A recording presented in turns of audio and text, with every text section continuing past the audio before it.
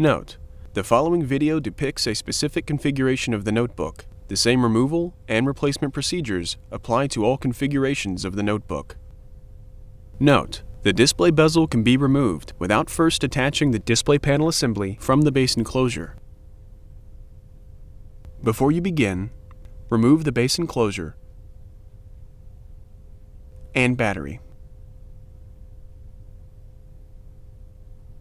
Removal.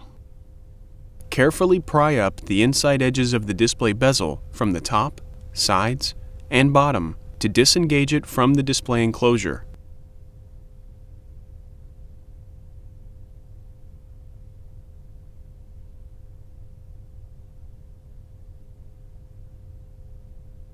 Lift and remove the display bezel. Replacement. Place the display bezel into position on the display enclosure.